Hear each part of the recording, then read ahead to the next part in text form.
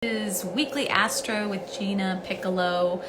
I am an astrologer based in Nashville and speaking to you wherever you are. I have a lot to share today. A lot of it is really good. We're going to move into the week with, a little bit of the energy of this new moon. So the big headline for this week is we have a beautiful new moon in Cancer on Tuesday. And this is a new moon that also happens to take place while Neptune is stationing retrograde. One of the things about Neptune is it's in its home sign of Pisces, and it tends to bring the fog sort of rolls in with Neptune energy, especially when it's in Pisces. But with this station and with this new moon, it feels almost sublime. Neptune in a water sign, the new moon in a water sign. This new moon is also taking place while Venus is making a beautiful, sweet alignment with Jupiter. It feels like a renewal. It definitely feels like a rich and very fertile opportunity to start something new that has a lot of growth potential. I'm going to just pull up the chart for this new moon. So one of the things about this new moon, it's making a square alignment to Jupiter. And Jupiter's in Aries. It's in that sort of gangbusters, go for it space of the zodiac, the me first, the I can do it, let's get this done kind of energy. And the new moon in Cancer is, both of these are cardinal signs. So that says to me that there's a lot of energy to start something new that can really, has a lot of growth potential, has a lot of energy, has a lot of getting things started on the right foot. So using this new moon and the days around it to plant the seeds of an idea or a relationship or and something that maybe requires a lot of initiative and courage to get going could be a really good use of this new moon. Generally, Cancer energy has to do with cultivating a sense of security, cultivating a sense of family connectedness, gathering your tribe, feeling more home-centered, keeping the home fires burning, those kinds of energies. So it may be that this new moon gives you the impetus to start a project at your house that you've been putting off, or the impetus to set in motion some sort of family gathering. You could also use it to just cultivate a deeper connection to your tribe, whatever that looks like. A feeling of renewing your connectedness to the larger group, the larger whole. And I think, because it's related to, the feminine principle, I think of Cancer as the feminine, the divine feminine. And we are certainly, so many of us are thinking in terms of what it means to be a woman and to have agency. I think this new moon in Cancer could give us a moment to collect ourselves after what was a very it was a very dramatic and traumatic last few days with the Supreme Court overturning Roe v. Wade. It's hard to see where we're headed. See what this means for women's rights, see what this means for society at large. And so the new moon is a dark phase. It's a place when the moon and sun come together, and the skies are dark, and it gives us an opportunity to go within, to plant the seeds of where we want to move forward from this point. And it may take us a minute to figure that out. This was a very big week. Okay, so just overview. That's the new moon, the Cancer new moon. The short story is it's a good thing. The more complex story around this new moon is that it comes right before Friday and the July 4th holiday weekend, which is baked into that weekend is the Mars square Pluto alignment that perfects on Friday, July 1st. Now, a lot of you know astrology that, these moments where the planets align in exactly the alignment, so when it's exactly square, yeah, that's really potent. That's a really potent moment. However, I'm of the mind that particularly when the moon comes along before or after and highlights the degrees at which this perfection takes place, we might notice this energy heightened. So it doesn't necessarily have to be the most visible at the moment of perfection. So that Mars square Pluto, which I'm going to talk about and why this is important for you to listen to me right now, the days before and after Mars squares Pluto, we could see Mars square Pluto events. Mars square Pluto is volatile. It is somewhat violent in nature. It could cause a lot of intense confrontations. Now, does this mean that, the world is going to end? No, not really, not necessarily. It just means that period of Thursday, Friday, Saturday, maybe even carried into Sunday. I would say it's mostly as the moon is in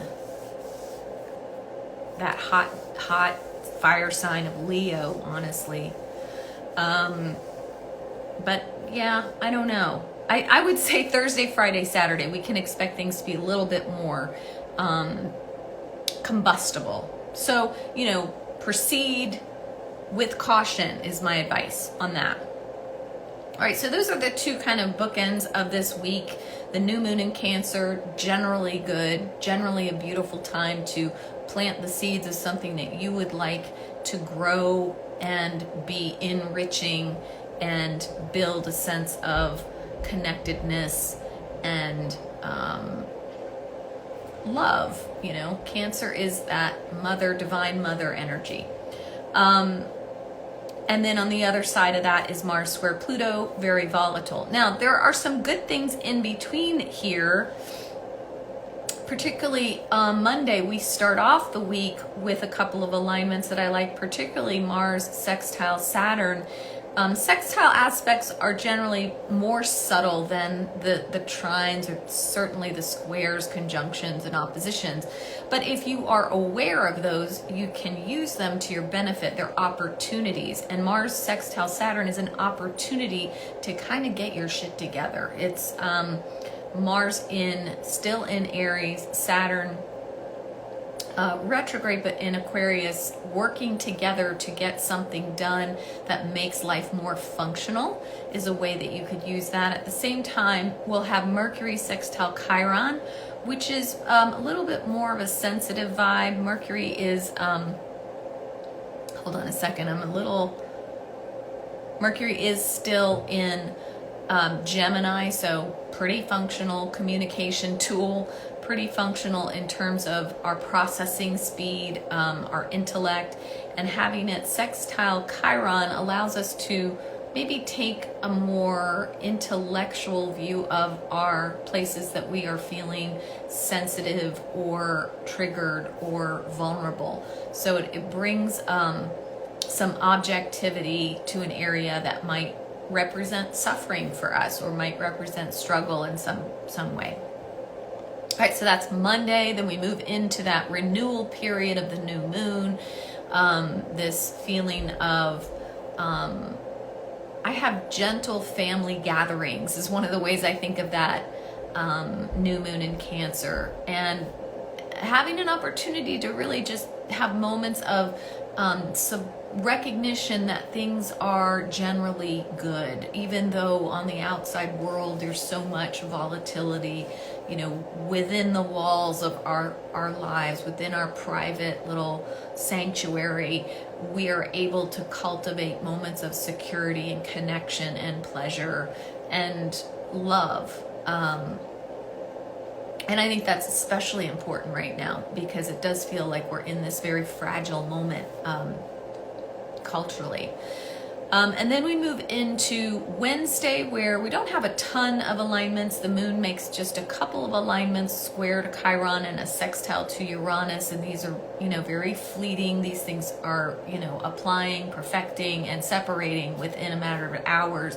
But the moon will still be in Cancer, which creates more access to our feelings, allows us more access to nurture ourselves and other people, allows us the ability to feel, to value, our home environment, to value our tribe, to value a connection to the whole concept of nurturing. And then on Thursday, we have a couple of hard aspects that I would just bring your attention to. So the moon moves into a trine aspect early in the morning Thursday with Neptune, which is still pretty much stationed. So Thursday morning might be that sort of dreamy, harder to pull yourself out of sleep, a more gentle vibe. Definitely give yourself space to kind of wake up slowly. And also maybe a nice morning to meditate or connect to something in nature that allows you to feel connected to the larger whole. By the afternoon, the moon is squaring Mars, and that can create some tension and some crankiness. And then by later in the afternoon, the moon is opposite Pluto. So I would say Thursday afternoon, and then the moon goes void for several hours. So before it goes into Leo, we have a few hours of crankiness Thursday evening, maybe power struggles, maybe arguments, struggles of, will, opposing forces of, I want to do this, but you want to do that, or feeling even struggling with issues around manipulation or, I think at any time that Pluto energy hits the moon, there's just a feeling of a power struggle. It's, again, passing influence, but I say this, and the moon is triggering the Mars square Pluto on Thursday night. That will then perfect on Friday night. So between Thursday night, Friday night, these are times, and I do want to say Friday morning, we have two very lovely aspects. The moon kind of recovers itself and trines Jupiter and sextiles Venus. So it activates something very sweet in between these two triggering points. So it may be that between Thursday and Friday, there's a little bit of a roller coaster, a little bit of a grappling with something really hard, grappling with some sort of power struggle, argument,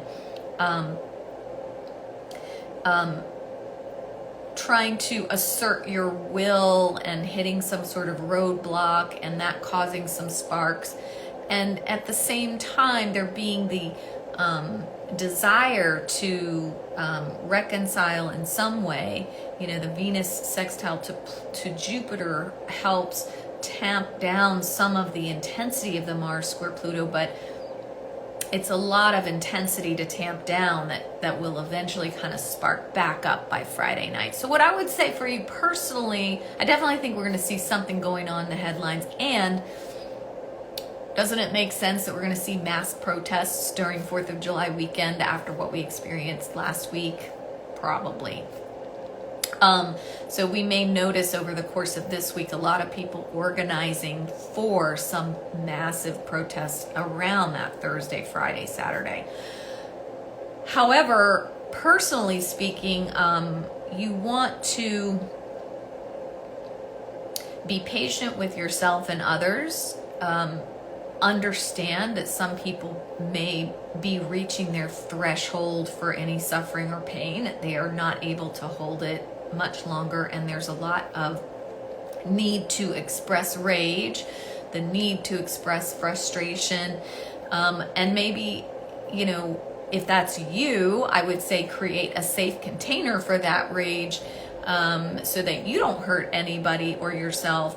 But if it's someone in your life, I would say, be patient with them. Try not to take their reactions personally. There's a lot of frustration in the collective this coming weekend. So I do like, by the time we get to Saturday, we have some things that are helping bring some rationality to the table.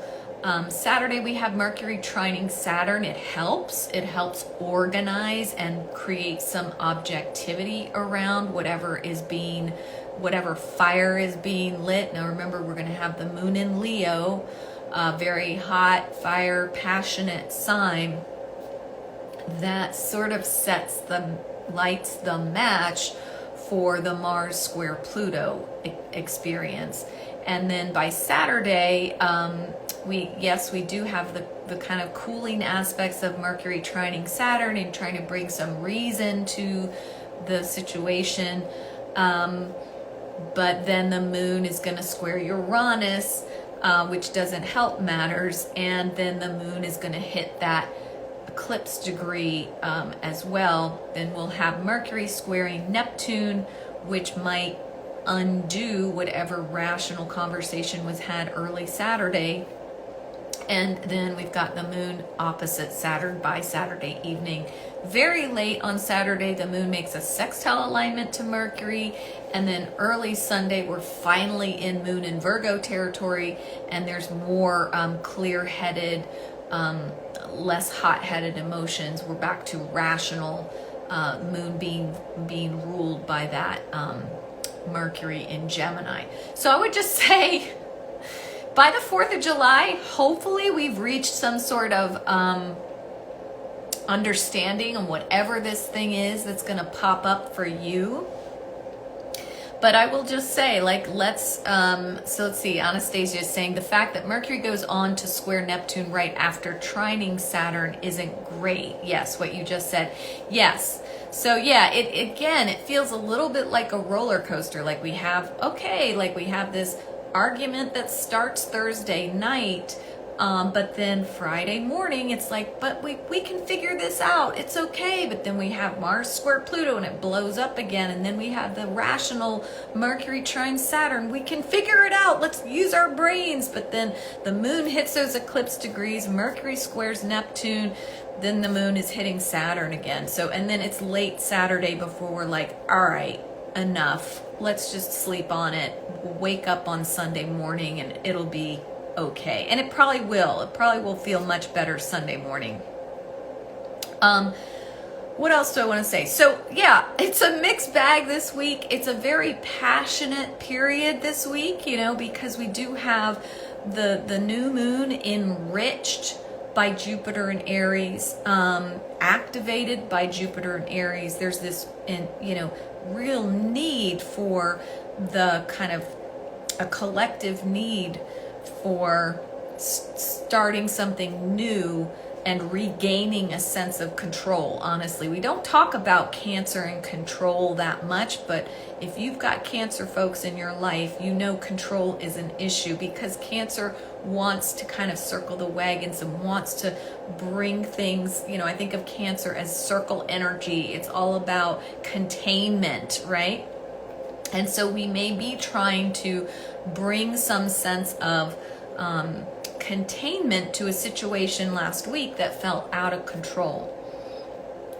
And that probably won't necessarily be 100% in control this week. So there is a lot of cardinal energy, right? Because we have the new moon in a cardinal sign squaring a cardinal Jupiter. And then we've got Mars in a cardinal sign squaring cardinal Pluto. That's a lot of control struggle and a lot of people having opposing forces, everybody being charged up about their position and wanting to move forward in a specific way, everybody wanting to lead. It's like too many cooks in the kitchen syndrome.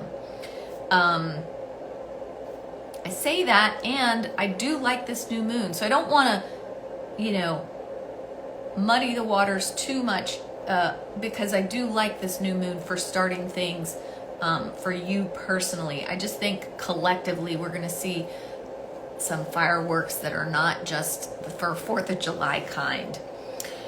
Okay, so let's see. Wow, I really went off there. So I'm going to move the